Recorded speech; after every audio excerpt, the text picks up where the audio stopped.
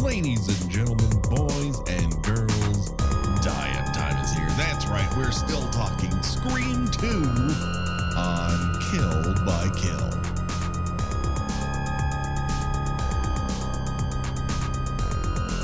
Well, greetings and salutations, Internet. It's your old pal, Patrick Hamilton, coming to you once again from a college somewhere down south. This is the Kill by Kill podcast, where we are dedicated to celebrating the least discussed component of any horror film, the characters. That's right, we're going to break down all the goriest of details of the second half of Scream 2 in the hopes that a young co-ed's untimely end is just the beginning of the jokes that we could make at their expense. And as always, there's only one person that I trust, that if I need her to crawl over an incapacitated serial killer's prone body, she won't honk the horn with her elbow. The one, the only Gena Radcliffe. How are you doing today, Gena? See, that's where you're wrong. I would totally accidentally honk the horn with my elbow. I am a very clumsy person. Oh, you and me both. I believe we've talked about some of my travails of just falling off of sidewalks. Sidewalks, Gena. I have fallen off of platform shoes. Remember when like the Lady Miss Kier platform shoes were big for a while in the early 90s? Mm-hmm. Yeah, I would add an extra 4 inches to my smallish height with those. And there was a point where I fell off of them. Like I just tipped right over and sprained my ankle in them. Oh no, that's terrible. Yeah. I may have been drinking, but I may not have been either. Not this Christmas, obviously, but the Christmas before, walking out of one restaurant, heading to another, there's a little like built-in ramp for wheelchairs, and I slipped. My foot went past where the slight curb of it was, and my hands were in the pockets of my overcoat. So I didn't have my hands to go out in front of me when I fell over. That looked awesome. So you just totally face planted. I curled up. I pulled a Captain America Winter Soldier when he launches himself off a building and only has his shield to protect him. I did that with my right shoulder. Weirdly, I came away okay off of that one. So your shoulder wasn't ground to a fine dust. No, it should have been. It's just like you should have like stood up like a cartoon where like your arm just like shatters and falls off your body. Yes, that would have been the best possible result, but I somehow managed to walk away with that only slightly achy. So with only your dignity shattered. That was gone a long time ago, Gene. I'm sorry to say that I gave up on being cool long time ago. So we needn't worry about that. Now I'm only podcast cool, and even that is somewhat shaky ground. So neither of us would survive this climbing out of the police car over the serial killer, right? We'd both be dead.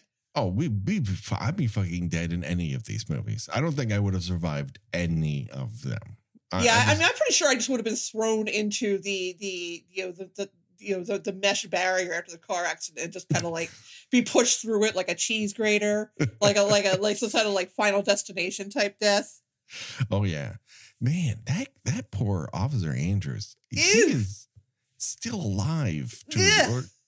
Or at least his body is still alive after that. That is gruesome. Yeah, that to me, that's the worst death in the whole movie. Yeah, it's very visceral. It really is. That sequence, man, when we end up, I don't know how I forgot about. I told you, I mentioned in the last episode that I'd only seen this once before, and it was a long time ago. I think I didn't see it in the theater. I know that I saw the first one in the theater. I did not see the second one in the theater. So I probably watched this when it first came on cable. Yeah. I didn't remember a lot about it. I remember the twist. I remember Randy's death. I didn't remember this. And I'm like, how did I forget this? This is a great fucking scene. It is my argument for when people kind of come at Scream 2. I'm not of the belief that Scream 2 is somehow better than the original film. It is an improvement in specific areas, and absolutely one of them is suspense sequences, chase sequences, the little frameworks that they put some of these kills in are just a level above Scream. They are. And that is, I think, the premier example of it, of the way that Craven is able to establish a small geography and tell you these are the elements at play. You have a dead cop on the hood who's still grasping a gun. So you have a loose gun in this situation. So that's already a threat. Then you have a killer who's already killed 2 people that right in front of you moments before, who is incapacitated in the driver's seat. You have 2 people in the back of a cop car, so they can't get out through the doors. And there's a grate up in between them and the killer. So they're kind of safe, but kind of not, because they don't know whether or not that Ghostface can just get out of that car and open up the one open door, from the outside. They obviously can't get out from the inside. It's just a very contained set of circumstances, and it's all very complicated, but he makes it clear to you and then says, how will they get out of this? And then makes every moment, every decision, every micro movement within that sequence mean something and communicate it to the audience, often without words. It just is one of his finest moments on film, in my opinion. Oh, I agree. And it also plays into, something that I like doing when watching a horror movie is, what would I do in this situation? Yeah. And it's like, I don't know. My first thought would be to just stay here, wait for, the serial killer to hopefully stop breathing at some point. Right. Maybe try to He could already be dead, but I think they do kind of sense that he's still breathing in some capacity. Right. I mean, I would try kicking out the windows in the back.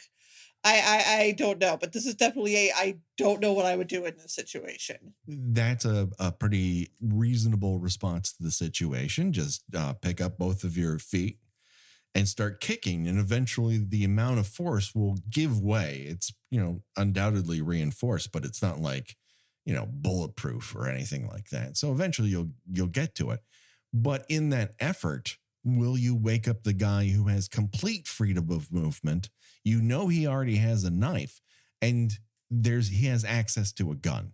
So you're in a real pickle there that makes it so much more difficult for anyone to find a reasonable solution to, because every choice you make leads to consequences that are out of your control, and you already know that person is willing to do a lot of crazy shit just to see you dead. My only issue that I have with this whole sequence is I don't know which one, if it's is it Mickey? Is it supposed to be Mickey in the car? It's got to be Mickey, and which means that Debbie Salt / Mrs. Loomis is at the AV building on campus. Okay, so I just gotta say, Mickey looks pretty good as getting around all right for someone who was just knocked out in a car accident. Yeah, he's got a little artistic dribble of blood on his forehead. Yeah, but he's just walking around. He's fine. Yeah, I mean, that is the one, you're going to have to check the box of it's a movie. Yeah, of course. Yeah. I mean, it's an absolute trope in horror that someone, could get knocked out or thrown down a flight of stairs or tossed out a window or go over the hood of a car, and 5 minutes later, they're okay. They're fine. Yeah. Everyone's got a level of crazy mom strength given the adrenaline happening in any given scene. So yeah, the abilities that killers get once they put on the ghost face mask are pretty amazing, that they never get broken or bruised. I would love it in Scream 5 if they built into it that the person who's inside of it has a helmet or some kind of modified a bike helmet so they can't get head injuries or something like that. It's like those padded suits that people wear when they train dogs. Yeah, like a bear suit. Yeah. I mean, granted, it will disrupt some of the silhouette of Ghostface is usually Yeah, he's a little portly. He's a little portly, isn't he? Yeah, what? Okay, I mean that somewhat gives it away that it's Jerry because he put on a few pounds in quarantine. Well, whoops among us didn't. I mean, come on. Yeah, very true. But then when the reveal of the bear suit comes out, that they can take a baseball bat to the chest, then that's the twist. We're talking about the second half of Scream. If you haven't, and spoilers, we're already into the second half. If you see a volume 2, you just know, like, we've spoiled everything. So I don't know who listens to the show necessarily. I guess plenty of people listen to the show without having watched the movie, and plenty don't, is what it comes down to. I've been told that we describe what happens in the movie so well that they feel like they have seen it. Oh, that's dangerous. We should be put it on trial if that's true. I may want to have more freeform discussions if we're able to accomplish that. But we're picking things up just after the death of Randy. Don't worry, he shows up in the next film for reasons that, that is fucking wild. That he felt, I need to put this on film. Me describing what a trilogy is to modernly media literate people. It's fucking insane. But we start with Sydney in the library. I don't know, doing research. I don't know what the point is of her getting, quote unquote, online in the library. But she's she receives an instant message. Ooh. Gena, what was the first instant message you received? Oh, it wasn't in the middle of a library. Yeah. And it was later than this, too. For me, it wasn't until maybe 96, 97. Yeah. But all I can think about is, remember Pretty in Pink? Yeah. Remember how Blaine just sent himself a picture? Just had a picture of himself? And it's like a headshot of Andrew McCarthy.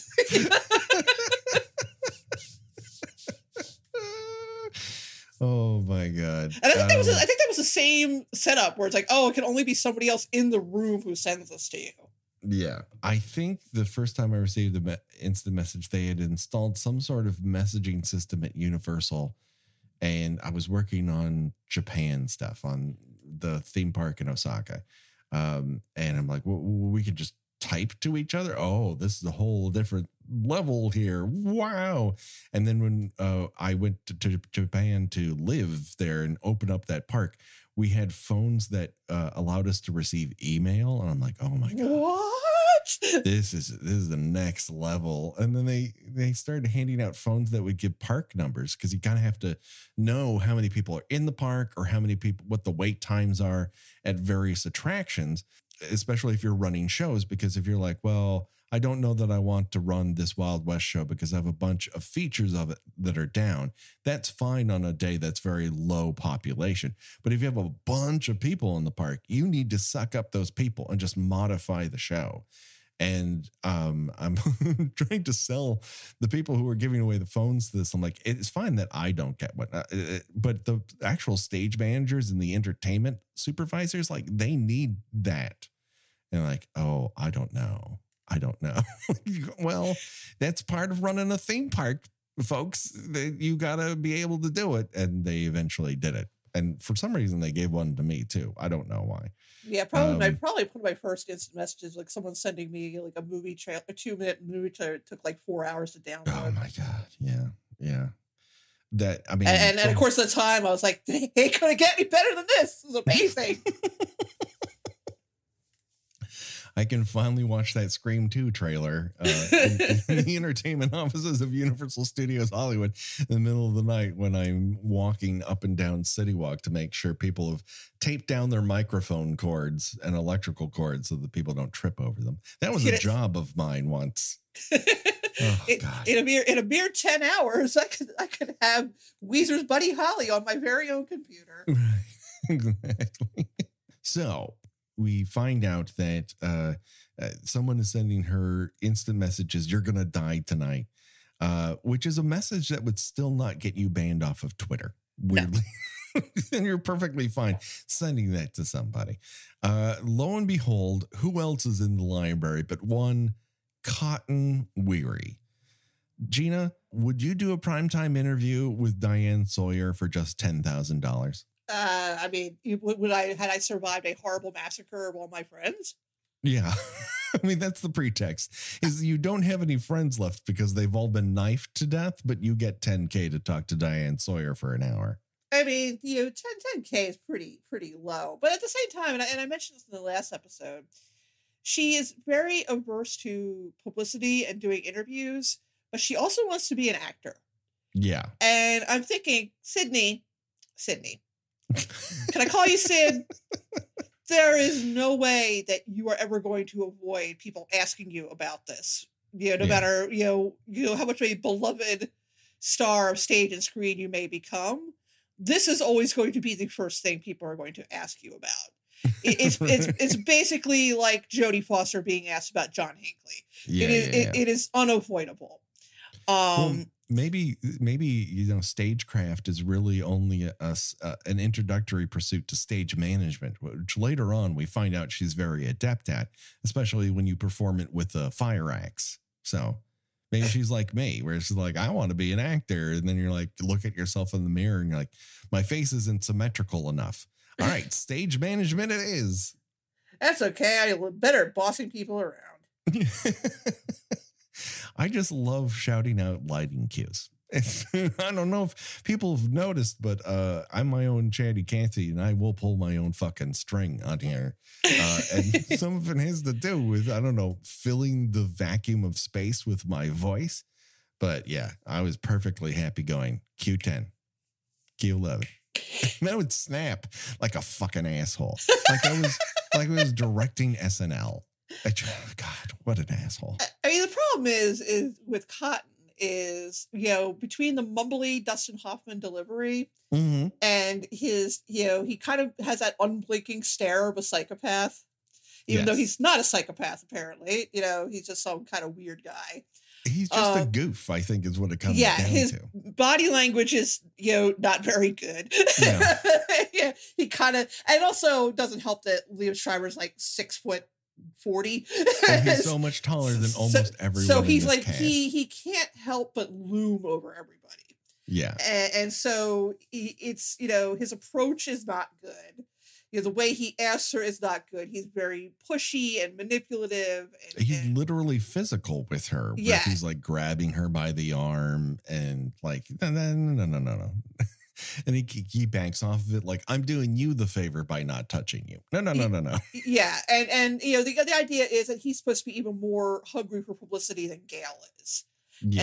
And to a point where he seems to be quite willing to hurt people to like physically hurt people to get his moment in the spotlight. Yeah, it's a pretty good red herring.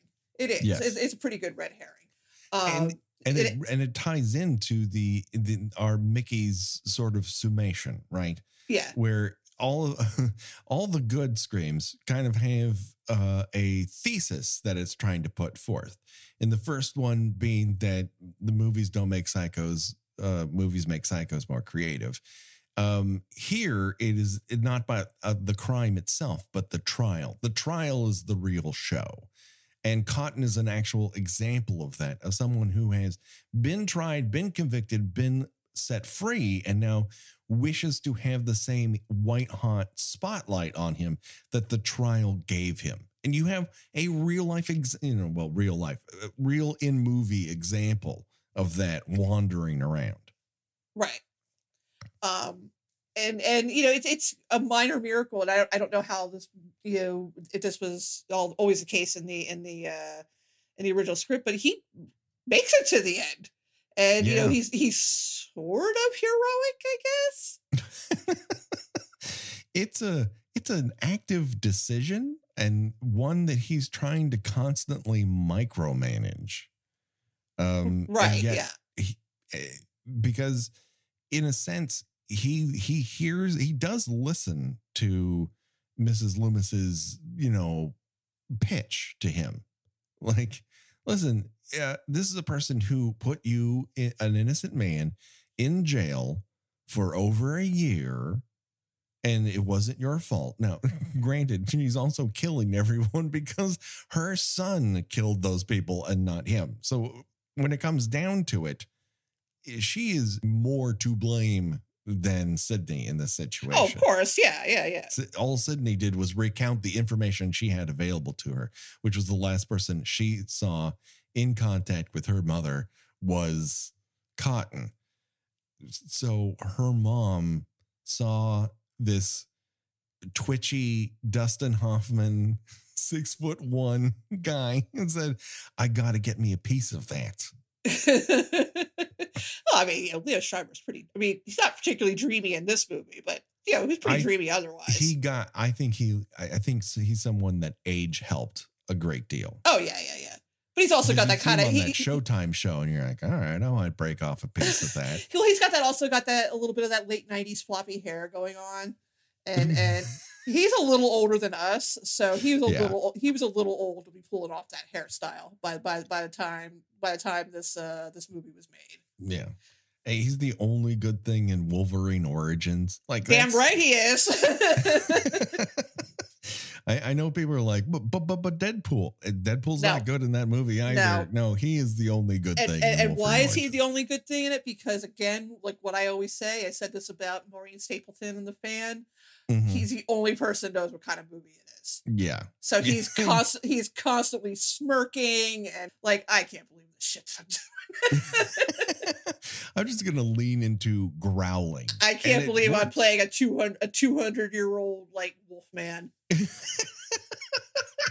whatever the fuck he was supposed to be.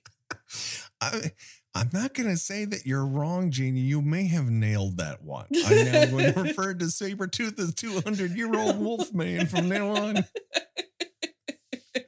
I would love for him to have do that sort of Mel Brooks 1,000-year-old man record, but 200-year-old the 200-year-old werewolf.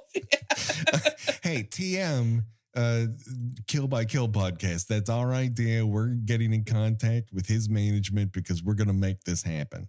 He can put on the Dustin Hoffman voice. It'll be great. Oh, it'll be the best thing that's ever happened. It should be noted, however, that Cotton's attitude when being interviewed by cops leaves a little bit to be desired. Like, I can see how he got himself. I understand how he got himself arrested in the what happens before Scream. But if he was pulling the same sort of shit, with those cops, no doubt that's why he got arrested. That's why they started building a case against him, because he's got a poor fucking attitude. Yeah, that's reasonable. Like we're 4 bodies into this, and he's acting like he doesn't have a very solid motive, and he absolutely does. So one of the things I noticed is when Gail goes over to him and says like, you need to calm the fuck down. Maybe help us try to find who is doing these crimes. And he's like, no, thanks. You look over her shoulder and there's this lineup of cop photos on the wall that all look like they were taken in like 2 minutes in front of the same white background. Like, I've seen Employee of the Month plaques with more verisimilitude. I do like the turning of the tables on Gail in terms of, here's where you were just 2 years ago. You're one of these, quote unquote jackals who's simply trying to get a story. But what you're really trying to do is make someone react on camera, give you a quote. And she knows the game that's being played. And yet she really doesn't like being on the other side of it. Yeah, no, it's now you're a celebrity now. You got to be, you got to expect this is what you wanted. Mm-hmm. This is what you were aiming for all along. And so it brings me no pleasure to say that I think this is the one thing that kind of does Gail dirty. This isn't a matter of performance. This is the way the script sets it up, where she basically says, "I feel bad now" to Dewey, and it's like, but that's not an apology. That's an honest reaction, and thank you for sharing with me. But that's not, "I'm sorry, I now see the error of my ways." None of that is said. It's implied, but it's not said. Well, what's the thing that goes around on Twitter? It's like the consequences is like, if it isn't the consequences of my actions, this sucks.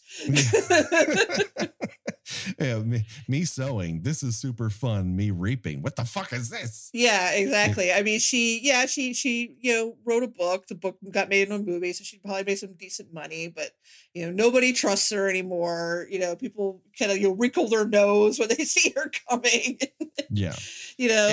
Dewey just shooting her dirty look after dirty look. And he has every right to. Oh, he absolutely does. He absolutely does. He was put in through the mill for her fame, and then she made him look bad in the book. And she's not making him look any better here. To be honest with you, I just don't. It's one of the things that I wish they had just gone one step further with. I think you need to genuinely apologize, not say, "if you were offended on a Notes app." This has, "if you were offended on the Notes app" energy. Yes. The kids say. No kid has ever said that. I said that, and I'm far too old to ever be considered a kid unless the adult is 100 years old or a 200-year-old werewolf. But they decide to get down to the bottom of it. Now, Gail's camera guy, I wish that Joel had more of a character necessarily. He's just more of an audience surrogate of, "This is crazy, this is wild, I'm out of here." So you're showing one person has the wherewithal to go, "I'm not putting myself in between a guy with a knife and this story. Sorry." Right. And takes off. So that's Joel's story in a nutshell. Meanwhile, we have Dewey. And this isn't, I don't want anyone to take this as a performance critique necessarily, because it's very nitpicky. But when they decide that Dewey has nerve damage to one leg and one arm, you kind of have to decide before the camera starts filming what your limitations are with those particular choices, because his rectus seems to come and go. And I understand why. It's a lot to keep in control while you're actually acting, hitting your marks, memorizing dialogue, delivering a realistic performance. You're putting yourself in that position. And I can see, like, I've got a limp, or I've got this one hand that won't make a fist. But when that one hand won't make a fist also opens doorknobs and holds on to flashlights, you're kind of like, we need to make a choice here. Is it one thing or the other? Oh, yeah. I recently had a surgery on my arm, and they had to do a nerve blocker. So there was like a whole day where my arm was basically useless. Yeah. And I could pick things up. But after a certain point, if I tried to bend my arm any more than a 90-degree angle, like it would just collapse. Oh, and I should have filmed myself trying to cut food because it was hilarious. Like I could hold the fork, but the minute I tried to put any sort of like muscle weight behind it, like my arm just went like, it just like it just turned into a noodle. And it's like, it's one of those things that kind of teaches you the different and amazing ways your body works and moves. Oh, sure. Yeah. And that, like, just because you can pick up something doesn't mean you can hold on to it. Yeah. It's just because we only have so much time with the character on screen, I think they would have behooved themselves to make a clear choice. But when he can take stairs sometimes and then has to hop down them on one foot and the other. Well, I mean, to be fair, I mean, Dewey is violently stabbed like 5 or 6 times. Oh yeah, and then he survives because they hit scar tissue. Which, like, it suggests that he has, like, this carapace of scar tissue. Right. Just like, forming a network of yeah, places like that you can stab him freely. Like a Quasimodo hump of scar tissue. Thick enough that you could stab him with a 8-inch long buck knife. Yeah. And he'll be fine. Yeah. He was explosively bleeding out of his mouth, but he'll be fine. Right. Yeah. That, like, you've hit lung at that point. Yeah, and it's like blood. Some organ has been lacerated here. Yeah. You know? And I feel like originally when they filmed that, they intended Dewey to die. And then I think every time they show him stabbed nearly to death, they intend for him to die. And then, like, at the last minute, like, you know what? We like this character. Let's make him live. Yeah. Let's give themselves the option. Let's turn him into this implausibly unkillable person. I would love it if in Scream 5 we find out he dies peacefully in his sleep. Or like some really stupid way you get hit in the head with a golf ball or something like that. He was walking underneath a tall building and an AC unit fell out of a window onto him or something like that. You know, just nothing to do with like violence directed at him. Just the circumstances we all live in, you know. He's a little young to die in his sleep, but that would still be pretty funny. Friends of ours, you know, learned that their very elderly aunt had passed away, not in her sleep, but she had always spent the mornings like hanging out on her porch, drinking coffee, and she had gone out to her chair, and they, you know, passed by her an hour later, and she had passed. And it just sounded like the most, like, that's how you do it, man. That's how you do it. On display in front of people, in their face. But that's how you do it. And it just felt slump like, over. This conversation's over. I've said what I've had to say. See, I'm going to break on through to the other side now. All right, everyone, bye. Yeah, I've had a good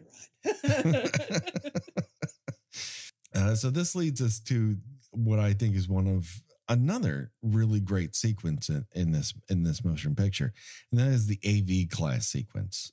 It's pretty fun. Like it takes place in 2 different locales that are very similar to one another, and yet the dynamic plays off of each other.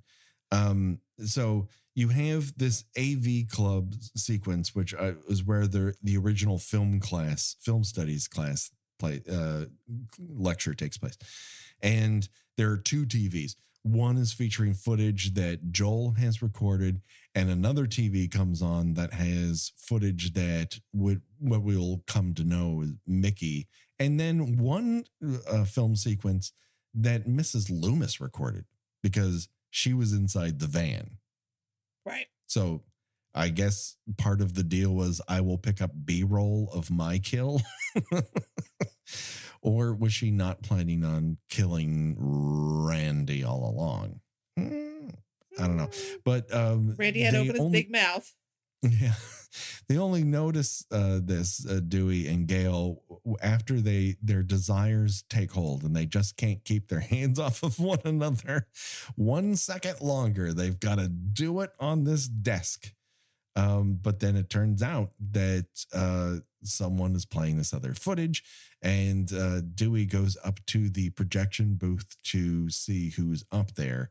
That leaves Gale exposed down at the bottom, which is a large chasm considering how long it takes him to get downstairs. Yeah, this place is huge. It's really big. But there's a couple things at play here. When they arrive at that building, they keep trying various doors, and the vast majority of them are locked with the exception of 2. And I have to assume that Mrs. Loomis has planned this ahead of time, at least the projection room, because this is Mrs. Loomis. It can't be Mickey. Mickey is hunting down Sydney elsewhere. I mean, I apparently she just knew that this is where Dewey and Gail were going to throw themselves in each other's arms. Well, she was at least aware that they both had the footage that Joel dropped off. So if they said, "Oh, we're going to go find a place to watch this," she's aware of where they're going. So at least the film tells you how she would garner that information. Yeah, true. And it also puts them into a kill box because she is like, okay, here's a place with a VCR. I can control where they go to by making sure all the other doors are locked. How she got the key, I can't tell you, but we are told by the police chief that everything will be going into lockdown. So there's that. But she knew at least how to unlock one room. And I'm not going to say the recording room is her aware that they would head in that direction necessarily. I just think that was luck. But we know ahead of time that once they're aware that Ghostface is after them, they're going to have a hard time finding somewhere else to hide. Right. So it plays out in the recording studio. The dynamic repeats in the same fashion that it did in the AV room. But this time we have one room that is soundproofed from the other room. So people can see, but they can't hear. And upon this viewing, it is my estimation that this is really a callback to Maureen's death, because Maureen is in an audience and everyone is yelling for things to happen on screen, and the people on screen cannot hear them because they were previously recorded. And in here, we're in a recording studio where people are yelling, "Hey, watch out," and they can't be seen and they can't be heard and they can't change the dynamics of the situation they find themselves in, and it results in what we assume at the time, the death of Dewey, and Gail can't do anything about it, nor can Dewey warn Gail that Ghostface is after her. It's a good scene. It's a damn good thing that there's this window that you can't get past to warn someone of mortal danger. And again, I feel like we're witnessing that conversation between Williamson and Craven of what the role of horror films are and how we view them, and does our participation in watching them and enjoying them part of the problem, or is it actually part of the solution? Am I alone, or am I drawing too far? No. I'm trying to think of an answer that doesn't sound like I pulled it out of my butt. I mean, was this after? Was this 98 or 99? This is 97. So we're still a couple years ahead of the shootings in Colorado. Okay, because I was thinking that kind of turned everything around, where like everybody just started. Of course, if you read the book Columbine, all that, they listened to the devil's music and they watched all these violent movies and they were picked on, and it was all horse shit. But that didn't, and still does not, disabuse a lot of people of the notion that people who are into horror movies, have a capital P problem. Yeah. And that they are walking a very thin line, between being a normal person and then going out and doing the kinds of things that are depicted in these movies. And, I have to imagine, as you were saying, that Wes Craven was unhappy with that perception, that, and felt that, questioned whether or not he, whether inadvertently or not contributed to that mindset, or, of lawyer, defense attorneys talking their clients into blaming outside influences for doing bad things, if he kind of, helped that along. Yeah. The philosopher in him at least had to bounce the idea around. I think ultimately he does not believe in his heart of hearts that the art he's creating and the films that he's creating are somehow contributing to the problem. but because the conversation is happening, he needs to mull it about. And that was a compelling factor for him. I think it's good for horror filmmakers to acknowledge that this idea, perniciously refuses to die. I think, we're slightly better about it now, although now we have the whole new problem of whether or not depiction equals endorsement. Right. Which is, but that's going even beyond horror movies and carrying over into like, movies about the mafia and TV shows like Breaking Bad and all, as to, well, how is the audience supposed to feel about these protagonists? And well, you're supposed to feel that, nothing is black and white and just because just because someone, the main character of a movie is depicted doing bad things does not mean the filmmaker thinks that those are good things. Yeah. Or that the audience is supposed to think that this is a good thing that they are doing. And unfortunately, the nuance in that is really starting to become lost. And it seems like it's a generational thing.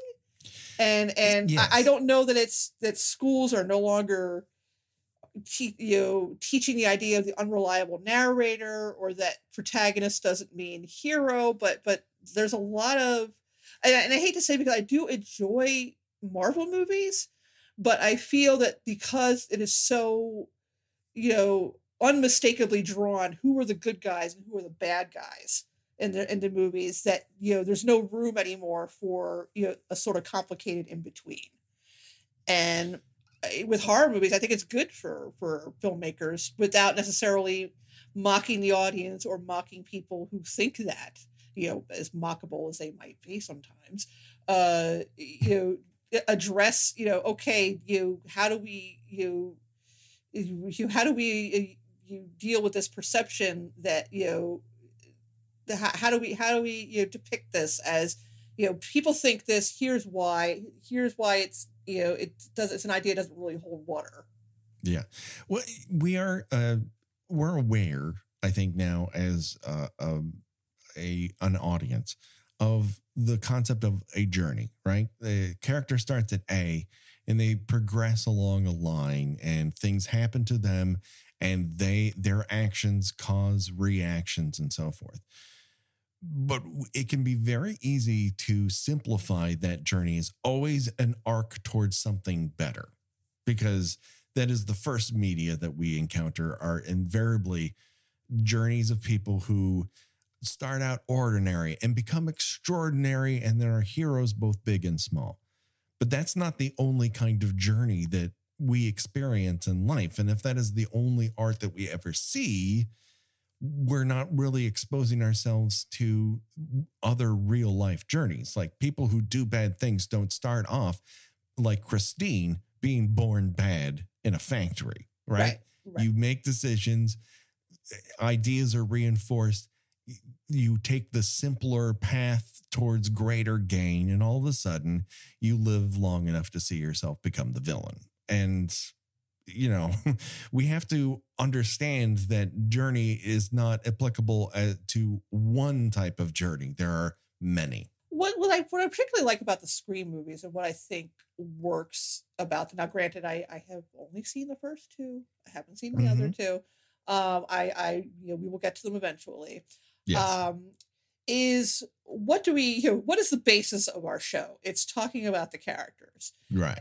And overwhelmingly, particularly in slasher style horror, the characters don't do much more than stand around, waiting to die. Yes. They're often, they're often written in a way that the audience is sort of rooting for them to be killed. I just watched a movie last night to review. It's a movie called Slacks. And it could be described as a possessed pair of pants attacks a there are worse ideas for a movie, but it's not terrible. It's not great, but it's not terrible either. But they really, really fall back on, here are all these, absolutely obnoxious characters that cannot die fast enough. And you know what? I'm really, really tired of that trope in horror. And I think that in the Scream movies, for the most part, you kind of like these people. And you don't really want anything bad to happen to them. I mean, like of course, that's the whole thing with starting making the first kill in Scream, Drew Barrymore. Yeah. And it kind of plays around with the idea, oh, she's a little bit of a liar and willing to flirt with this guy and tell him that she doesn't actually have a boyfriend. But I mean, she's also 17. Yes, and also she's placating somebody. Yeah, and but I think the easy reaction to that would be, oh well, she deserves it because she's slutty, but I think it's like, no, she's actually kind of a nice girl who's sort of being weirdly flirty and yet cautious with this person on the phone at the same time. Yeah. But yeah, I mean, nobody in this one is deserves to die. Yes, I think to the same degree, that's the revolution of this film and its predecessor, is a reversion back to the first wave of slashers, starting with Black Christmas. Although those characters are complicated, you don't hate them. Right. Halloween, you have girls who are almost on the verge of frenemies. They're in a small town. They like one another. They're kind of jealous of one another to a degree. They're feeling out who they are as people, and that sometimes causes them to do things they may not be proud of later in life. Unfortunately, they don't have a later in life. So the first Friday, for Friday 1, 2, 3 is like, because we know the reason why there. 4 is also like full of good people, like they're characters. Yeah, they're not just parts. Do you know what I mean? And I think for a very long time, well up into the 90s is well, we know the audience is here to see these people get murdered. Let's not make them too attached to them. Let's make them obnoxious. Let's make them act like they hate each other. Let's code the women as being kind of slutty, and of course, slutty, equals deserve to be killed. I mean, and I think that I know we talked about elevated horror not really being a thing, but I also think that movies that people would say fall in that category kind of do away with that, and treat the characters as characters. Yes, they have shades to them, they're right? To develop and give nuance to, and in some cases, the audience might uncomfortably relate to them in some way. But I mean, like, when's the last time you've seen a slasher movie from like the mid to late 80s and thought, wow, that guy's just like me? Yes, and it leans into that. The diagnosis of slashers in particular, that they're a conservative genre, because there's this list of sins that has to be eradicated, and that is the point of the killer. And it really loses the plot over time, because I think horror, particularly of the 80s, while wildly creative in many fashions, is also heavy on mimicry. Like, here's something you want, but different. And as a result, the worst traits start to get mimicked as it goes on, until it's so terrible that it needs to die a quick death. And then Scream reminds you, no, if you liked these people, or at least felt that they were bringing more to the table than a body to be dispatched, you might like the movie more. And that is very small, but very revolutionary. Right. And that's, that brings the complicated issue of Randy, who in the first movie is clearly the audience surrogate. Yes. Which is why he gets to live. Because nobody wants to see themselves get murdered on screen. But he's bruised, he's battered, he doesn't walk away without scars, but he also has a journey that one would think would improve him as a human being. Right. But in the second movie, think. He's gotten a little toxic. Mm-hmm. He's gotten a little, his knowledge has turned him into kind of a sort of cynical know-it-all. Right. And, his attitude is not particularly helpful. He is probably a bit of an anchor that prevents Sydney from being able to move on with her life, because he, for whatever reason, I don't know, followed her to college. Yeah, that's just fucking weird. Yeah, he like went to the same school with her. He's following her around. Shooting daggers at her new boyfriend, and I think that he sort of felt like, because they were both survivors of this incident, the Woodsboro murders, that she would cling to him and turn to him. And it doesn't always work like that. She wants to move on and put this all behind her. And as long as he's around, she can't do that. Yes. Again, yet another level to a Scream movie that. So maybe the audience, now the audience kind of uncomfortably relates to him. Whereas in the first movie, it's kind of funny. It's like, oh, this guy's just like me, rattling off, trivia about horror movies, and joking about how he's still a virgin and all. And then then you're watching now. It's like, oh, this guy's kind of like me. doesn't know where he's not wanted. Yeah. And his progression to a certain degree stops in the first film. And so he's kind of his soul is a ghost. It died that night. And he needs to resuscitate it. And his idea of resuscitating it is, well, I'll keep recreating the conditions of the first film, hoping for a different result with a person that I obviously love, I'm infatuated with. I wouldn't even call it love, because love requires sacrifice. I think it's infatuation. Right. He's always been infatuated with Sydney, and that's a candle he refuses to snuff, regardless of the damage it does to him or her. Right. Damn. Scream, everybody. It's pretty good. Hey, deeper than you think. Speaking of deepness, Derek is waiting for Sid outside of her door. And he says, when this is over, I'll be here. I'll still be here, which I think is the new I'll be right back. But it's the ideal I'll be right back that works for me, because I don't agree with it in the first film, but I definitely agree with it here. Derek is then dragged off by his frat bros and Lois and Murphy. I really need to get to the bottom of why they're called Lois and Murphy, though. And this leads to perhaps the best needle drop in the entire movie, and that's simply because it's John Spencer Blues Explosion. Fuck. I love John Spencer Blues Explosion.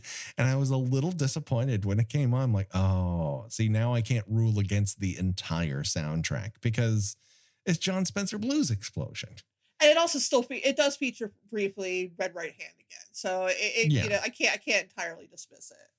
No. That being said, like, it's not like Scream found Red Right Hand in an abandoned field and said, I will resuscitate the track. It was in a Batman. It was in Batman Forever. It was in the X-Files before that. That's right. Yeah. Worked on it before. It was a popular needle drop. It's just that everyone wasn't interconnected to understand every needle drop they heard in a TV show or motion picture. TV shows in particular were not known for great needle drops at the time. No. So he is dragged off to. This is a good thing. This is a good thing to do to someone when your town would be set upon by a serial killer. Just kidnap them and drag them off somewhere. Yeah, forcibly make them drink while tied to a cross. pour beer down their shorts is great. It's a great idea when the entire college campus is on curfew because 4 dead bodies have been discovered. Again, not a myth, not a local legend. Like, this is actively fucking happen, and people make the same goddamn stupid decisions. And we say to ourselves, and said to ourselves for the entire length of this podcast history, why would people who know danger is about do something so stupid? Well, look around, everyone. Yeah, I was gonna say that it seems implausible to me that, the first thing people think to do when face something like this is, oh, well, let's have a party. Yeah. But at the same time, we are into the second year of quarantining. That's some dystopian shit. You ever think you hear yourself say that? No. We're like, it's the summertime, impossible. No one will survive. Surely this will be but a few months, a blip on the radar. Yeah, we'll all be, but by Halloween, everything will be back to normal. But the idea that you still have people insisting that masks are suffocating. Oh, Did you see formerly sane Naomi Wolf? Is it who said that she can't bear to look at children anymore because they have forgotten how to smile. Oh, fuck you. Fuck you.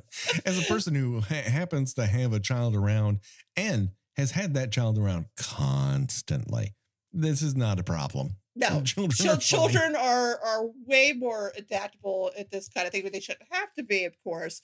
But they are way more adaptable at these kinds of things than adults will ever be. Yeah, but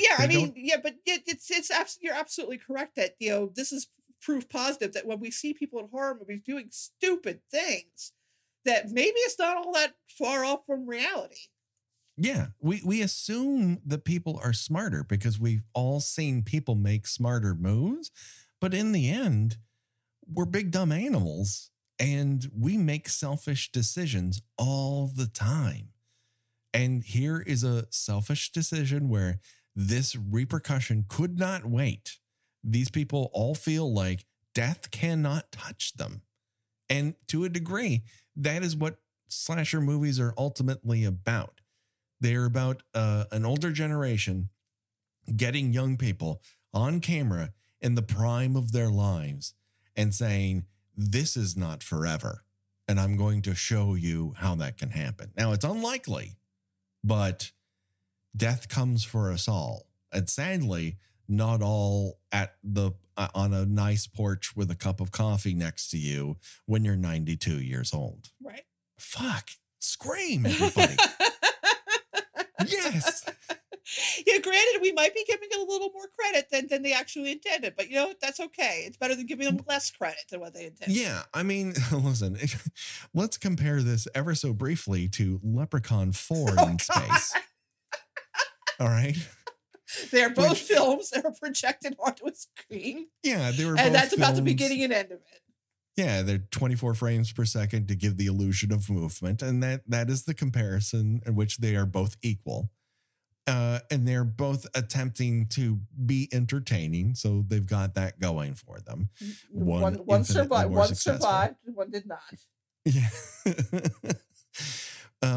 But ultimately, in that circumstance, like, Scream has ideas that it is playing around with that are more than this dentist needs to launder his drug money.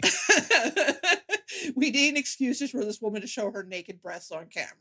Yeah. let's come up with some absurd gag about how she announces that someone's about to die, which is like, that's the stupidest fucking thing I've ever heard in my entire life. Truly, truly. And as such, like, Scream is, dare we say, elevated in that sense. It is quite squarely aimed at teens and young people. That is not to be said that it cannot be enjoyed by more, because it has more to offer. It might not be earth-shattering, but in a certain sense, given how many of these films we watch, it is kind of earth-shattering because it is better than normal. Yes. And it helps that it has a great writer, and it helps that it has a truly great director at the prime of his powers. So speaking of which, we pretty much talked about the cop car sequence, but what we didn't get to is Officer Andrews and Officer Richards. When Sid is taken off, Andrews is driving, and who we have to assume is Mickey under the ghost face, smashes through the window and slashes his throat. Richards gets out of the car and keeps threatening him with the gun instead of shooting him. Yeah. I'm not going to get on a microphone and encourage police shooting people because I live in a society. I'm a joker that also, way. he's not only aiming a gun, he's aiming the gun at him while standing in front of the car, which seems unwise. And it turns out a TJ Hooker on top of that car and goes for a ride. I was going to say, and it turns out to be very unwise. Yeah, truly unwise, because his head gets impaled by some rebar or a pipe at a construction site, leading to, I think, the standout suspense sequence of the entire film. And if I were to argue, the entire Scream franchise, it's just really well done. It's a beautiful Hitchcockian level suspense sequence, and Craven has often been hoisted and put on a pedestal for his ideas. The man had great ideas that sometimes outscaled his ability. They certainly outscaled the budget that he was given. But here he's given time, place, resources, and knocks it right out the fucking park. So anyone comes to you and go, well, he's not the greatest director. Sit through that fucking sequence and tell me that guy is not a great fucking director. All right. People cannot do it. And if you come to me with it, you're fucking out of your gourd. Yeah, no, exactly. So we have this entire sequence in which Sid and Hallie get out of that car, walk away from it. And Sydney is pulled in by that same old bullshit, right? That same need that brought Randy across the country to stick with his infatuation. She's like, I have to know who's under this mask. And it gets Hallie killed. Yep. It just does. There's no, I don't blame Sid necessarily for the desire to know who is out to kill her. I think we would all want to know that information in her place. But she puts her need to know above the safety of herself and her friend, a friend who has put herself in danger only to keep her safe. The only reason Hallie is there because she doesn't want harm to come to Sydney. Right. And Sydney gets drawn out of that and gets Hallie killed. Now, if there's any character in this motion picture who gets the short shrift when it comes to character work, I think it is Hallie. Yeah, I would agree with that. Her defining trait is that she is Sid's friend. And I think she needed and deserved much more. It would have been nice if she could have made it to the end. You could have wounded her gravely. I'm wishing for this person to, somehow lose a limb or a finger or something like that. But I don't think the film is improved by her dying necessarily, because it really casts Sydney in a bad light. And I don't think that character deserves it, nor do I believe that Hallie deserves it. No. It fucking sucks. Yeah, I concur. It does highlight, though, this film's addiction to pleather. Everyone is wearing a fucking leather jacket in the hottest, this is filmed in, I believe, Georgia. And I can't imagine how fucking hot it might have been underneath those coats. No. Meanwhile, Gale runs into Cotton, who has literal blood on his hands. He's just like, I love how he can't figure out why she's afraid of him. And he looks at his hands, he's like, oh shit. On second glance, this does not come off well. I know this doesn't look good. Yeah. Also, did he leave Dewey to die? I mean, he may have thought Dewey was dead. I'm not sure. I mean, how great is Dewey at being unconscious that multiple people think this guy's fucking Well, that's dead? why I think initially he was. Again, I have no proof of this, but the way that his death is filmed, and then the kind of throwaway, oh well, they only got scar tissue, that he was supposed to die.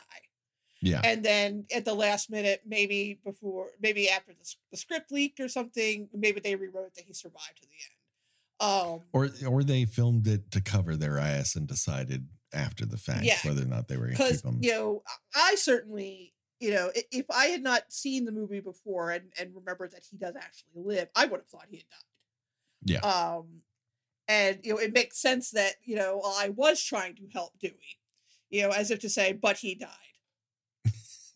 Because he got stabbed in the back like 6 times with a very long knife.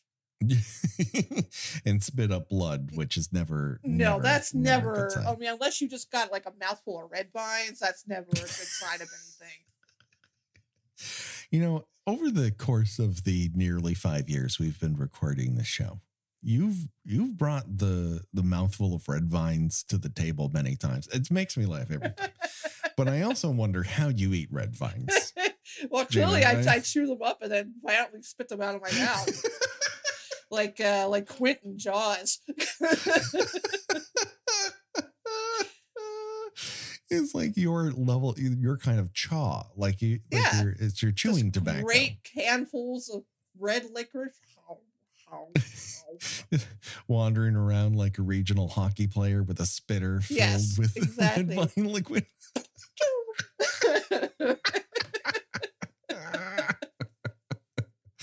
Oh, that amuses me to no end. So Gail runs outside. Who happens to be at the payphone, quote unquote, filing a story? And that's Debbie Salt. And she's like, "I got your fucking story," and yells into the phone, "Oh my God, it's Cotton Weary. He's killing everybody." Meanwhile, Sid has finally run back to campus, which okay. The script needs her to run back to campus. Yeah. I get it. Yeah. The entire town wasn't fucking shut down, but okay. It's a police station she knows of, but she doesn't go to the police station once she hears the sound of the show that she's going to be doing later that week, which I don't think is going to be presented, everyone. Spoiler alert. Yeah. If you had tickets to Cassandra or whatever the hell they're putting on, it's no not fucking refunds. happening. But she hears it playing. She's like, "Well, I got to go and investigate this." Do you, Sydney? Is that important right now? Yeah. But no, she feels a calling. The script is telling her to do certain things and she has to listen to it. So she goes in there and she discovers that her boyfriend has been essentially crucified and onto this cross, tied up to it. And as she's trying to get him loose, who happens to be there but Ghostface, who reveals himself to be the one, the only Mickey, who has a very delicate blood trail on his forehead. And an extremely complicated plan for how he's going to get away with this. Yes. I think it comes down to this. Mickey has one good plan and one bad one. And they're very tied up with one another. So you kind of have to view him based on the poor planning that he shows in this particular circumstance. The good one is to blame Derek. That works out great. Right. That whole scene is also very tense and very well done, where he almost manages to convince Sydney that Derek had something to do with it. I think that's very very well done. On the other hand, I am glad that Debbie Salt, basically, dismisses Mickey's plan to be arrested for the murders, have a very heavily publicized trial, and then be let go because he is found to be insane, to be very stupid. Because that is an extremely stupid plan, and I don't know that it would work. And I'm kind of like, okay, Mickey, but what is your long game here with this? Okay, you get arrested for these hideous murders. You fake being crazy, or is he actually crazy? I think he's genuinely crazy. This is the era in which serial killers could get on television for interviews. Right, but how often, somehow, how can you think of anybody who was, arrested for a serial murder that was in fact found to be too insane to stand trial? No. No. And it's like, well, okay, Mickey, you still are going to go somewhere. They're not going to just send you home afterwards. Like, well, nope, he's too crazy for trial. Let him go home to mom. Like, you will at minimum go to a hospital, possibly for the rest of your life. So I'm not sure. I mean, granted, he's like supposed to be like, what, 19? I mean, 19-year-olds are not really known much for, their foresight, but it's like, okay, Mickey, you get your trial, you get off on an insanity plea, you get your moment in the spotlight. Then what? I mean, because you don't actually think that you're going to just be able to go on with a normal life like nothing ever happened.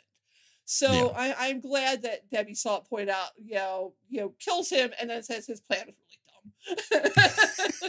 Because it was and really dumb. And it seems to be the Loomis family trait where they latch themselves on to people who will willingly kill other human beings. Yeah, that's some power manipulation there. Now, I mean, I get that Billy was a stone fox, and that Stu might have been a little in love with him. Sure, but both the mother and the son being able to, like, that's some like Law and Order shit right there. I mean, where like both of them can manipulate people into killing for them. Yeah, I think it's a family trait. If they had only used this for good instead of evil, like, they might have taken over the world. Yeah. Like, they're great at it. This section of the movie does feature a lot of Mickey dancing with a gun in his hand, where he keeps directing people around with it instead of fucking shooting. You know what I mean? There's a lot of decorative aiming happening while he monologues. Well, I think that in itself is kind of a sort of parodying the what did Roger Ebert call it? The fallacy of the talking killer, where you get captured by the killer, and instead of them just killing you, they basically explain their entire plan to you. Yeah. For no reason, and then just basically just draw it out as long as possible. And I can't say I hate it, because I love it in things like, oh, I don't know, happy birthday to me. Like, I mean, that fucking explanation is worth the price of admission. Like, that is what you came to watch, everybody. So it's not that it doesn't have its delights, but at a certain point, I do think they could have drawn down the amount of dodging columns and the dancing about on the stage little bit more. It's a lot. I know they're trying to set up suspense and everything, but thankfully, Mrs. Loomis and Gail arrive. It tries to play off that maybe Gail, that somehow Sydney thinks Gail might be in league ever so briefly, but then it's very quickly revealed to be Mrs. Loomis, whom Gail has zero idea that this is the mother of the serial killer that she reported on and wrote a book about. Right. Like, she never fucking looked at a picture, like a family photo or anything like that. Well, there's only so much 60 pounds and a little bit of work done can do. Well, that's why I think it's if you go back over the movie, and I meant to bring this up in the last episode, but I did not. It's pretty clever that even though Sid is besieged with press wherever she goes, at no point is Debbie ever amongst them. Right. Why? Because Sydney might recognize her. Yeah. And it's one of those things you don't notice at first, and then you go back, you're like, yeah, right, yeah, she was never around when with the press, even though she seemed like a pretty ambitious reporter, and intent on helping Cotton get his story out, just like Gail was. And okay, why is she never around when Sydney's around? Yeah. There's a lot of coincidence. I mean, obviously, like, there's some movie logic. Of course, yeah. But they were careful to make sure she never sees her before at any point. Yeah. It does make me wonder if she always knew she had to manage Gail. Like, was this always part of the plan? I mean, obviously she's not going to expose herself to Sydney, but did she come up with the idea of managing Gail's knowledge of what's happening? Was that always a part of the plan? It is interesting to see, like, where did this all come from her end of the bargain? Well, of course, and this is true of a lot of movies with villain motivation, where it doesn't always hold up to scrutiny, but yeah, if you don't, as long as you don't think about it too much, it's fine. And of course, we have even though guns have now been introduced into this final sequence, the firing of them is very minimal because we have to have a lot of physical action rigmarole. So somehow Sydney gets around Mrs. Loomis's gun sight, gets behind the scenes and starts stage managing the play with the fire axe and lots of sparks. Like John Woo is like, wow, that's a lot of sparks. Like, you add some doves to that, we got ourselves a movie, everyone. Sadly, there are no doves. There is stage smoke and a lot of heavy prop work. Like, if you have falling elements, they're not really heavy on stage, everyone. They shouldn't be.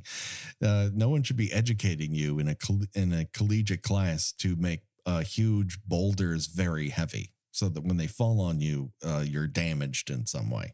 Yeah, that's a good point. Yeah, Debbie gets kind of overtaken by what should be a bunch of styrofoam bricks.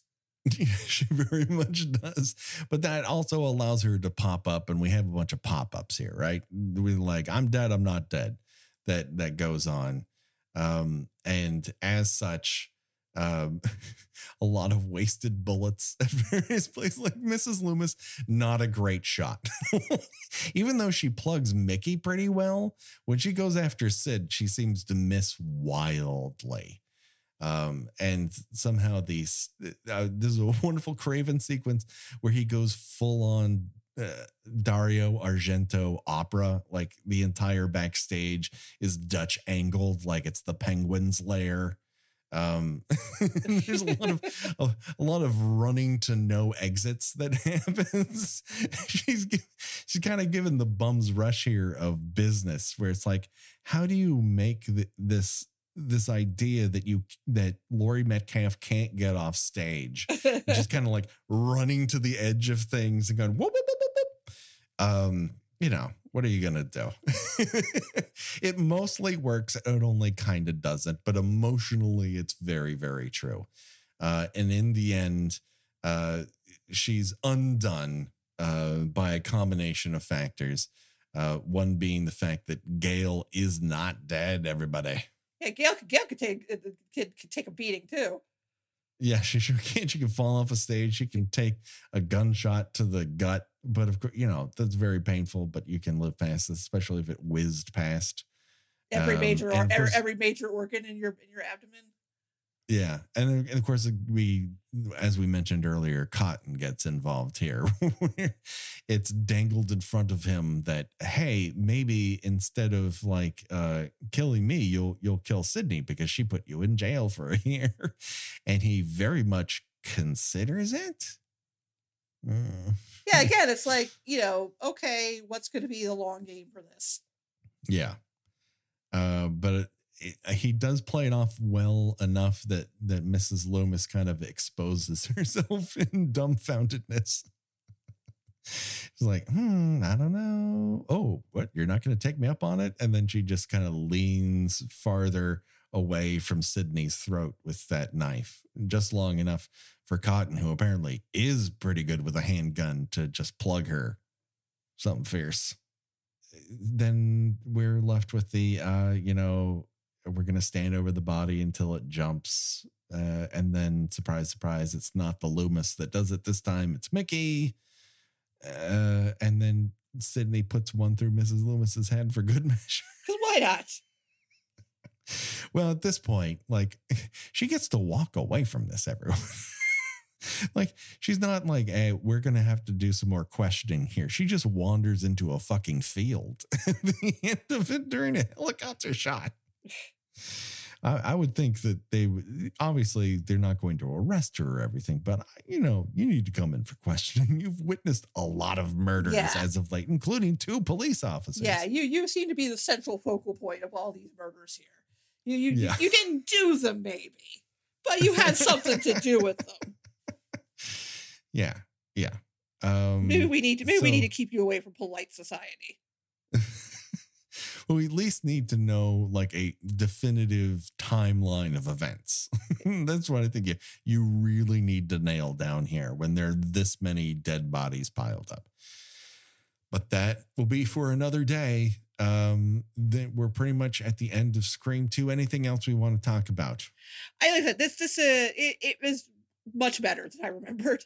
So if you kind of chalk up all these Scream sequels to be relatively low quality, give this one another try. It's very clever. I would say it is a very worthy successor to Scream. Mm-hmm. Absolutely. You know, as we talked about earlier, the scene in which Hallie and Sid are trying to get out of the cop car is well worth the price of admission. Yes, it's a signature piece, and I would put up the Gale and Dewey chase into that, and I even like, and the Cece death is another one that really works well on multiple levels. It's just all done under pressure, mind you, with aplomb and skill. It is craftsmanship at work here on multiple levels, right. And I think that is worthy of this being elevated right up to the level of the first Scream. You know, what could it exist without that? I think you could, I think given the runtime, you could have put in an amount of backstory and had this exist without the original Scream. And that tells you that it is worthy of a piece of art unto itself. Yeah, as our one of our guests said in the last episode, this movie, it's almost 2 hours long, and it does not feel like it. It zips right by, and there's not a minute wasted on extraneous dialogue or you know anything. I can't think of anything in the movie that could have been taken out. That, you know, yeah. I mean, every movie could stand to be edited a little bit, but there's no extra fat on it. It's not a matter of perfection. It's a matter of craftsmanship in my mind. Right. It is just built really well, and it plays really well, and the actors are great in it. It's a very good cast, and it just sings. And so that brings us to the moment in which we sing our final song of every show. That's Choose Your Own Death Venture. That's where we decide of the deaths presented in the film. If we were forced to die that way, which one would we choose and why? Up for bid, we have, let's see here. Slashed in the throat in a car. Throat slashing. Pipe to the head. Pipe through the head. Shot through the heart while you're crucified. Hallie is stabbed to death. Stabbed to death, primarily heart. It's, you know, the left side of her body. So I'm going with a knife to the heart there. I think she's stabbed at least 4 times. Then you have Mickey is shot multiple times, and Mrs. Loomis is shot multiple times. What do you say, Gena? Gosh. I've been in a car accident. Those aren't fun. Mm-hmm. I've never had a pipe through my head, but I get so anything having to do with car accidents, like, nope, but you can keep that shit. Right. Gosh. I guess I don't know. I do as we've talked about when we do episodes of Dish by Dish. I love a good presentation. Yeah. So I think I'm gonna have to take you're strung up on a cross on a stage. Now, granted, I know I'm going to be in my undies. That's okay. Yeah. That's all right. But you get to be drunk. Yeah. You're going to be drunk when this happens. Probably doesn't really know what's happening to him, which is, probably okay. And he gets shot in the head. Shot in the head or shot in the chest? Shot in the heart. He dies pretty quickly. So he shot through the heart, and you're to blame because you gave love a bad name. So yeah, I think I'll take Derek's Way Out. Okay. I'm going to go with Officer Richards. And the reason is thus. It's twofold. One, I've always wanted to be TJ Hooker. I've always wanted to ride the hood of a moving car. He holds on for a long time. And two, I just love Amityville 3D so much that any death involving pipes going through people's heads and through windows is something I'm attracted to. If at the end of this, I can burn to death and be a moving skeleton. I was going to say, I literally, you read my mind. I was literally going to say, I hope that, when the fire trucks or whatever show up and they open the door, your skull kind of turns, goes, ah! Give me hugs. Oh God. We're gonna do that one at some point, right? We're gonna do that one of these days because it is fucking insane. That movie is fucking crazy. The Devil's Jacuzzi. Oh my God. Yeah. I mean, and it's depressing is the other part. Like there's child death to it, and people are making terrible real estate decisions. There's haunted elevators. Haunted cameras. Oh, there's a stuffed fish that goes crazy on a wall. I mean, you gotta love a crazed fish. We did touch a little bit upon it when we did like a million years ago an episode on 3D horror, but I think we need a deep dive into it. Oh, we need a real examination of what's happening. I don't think it's a multiple episode, but we need to hit the highlights harder. And I do have it in 3D. Oh, excellent. When I received it, I bought that box set from Scream Factory specifically because they were presenting Amityville 3D in 3D so I could see that skeleton want to give people hugs. I fucking love it. God damn it, I love it. It's trash, but I love it. So that pretty much does it. Gena, where can people find you on these here internets? I write about TVs and movies at thespool.net. By the time this goes up, I will have covered all of the horror movie submissions running at South by Southwest. So you can look for me there. I am also on Twitter under Porcelain72. Do it today, people. Check it out. You can find us in all the usual places. Please rate and review us on iTunes. You know what? This is a special announcement time. Okay, everybody. Sometimes people fall off at the end of the episodes. You really shouldn't because you never know when you're going to have fantastic information coming your way. April is going to be special. All right. It's not just going to be another month here. All right. We had lots of ideas about what we were going to do in January and February, and they all fell off. But you know what? We got a real doozy for April. That's right. It's Animal Attacks April. All month long, we're going to go through the decades, and we're going to talk about when animals want to peck your eyes out and chew your bones. And we're going to start off with a real doozy. 1979's Prophecy about a mutated bear and a lot of people who shouldn't pretend to be indigenous, pretending to be indigenous.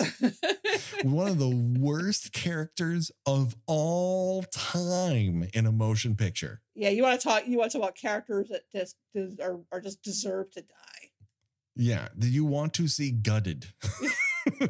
This movie presents you with multiple characters, including the lead.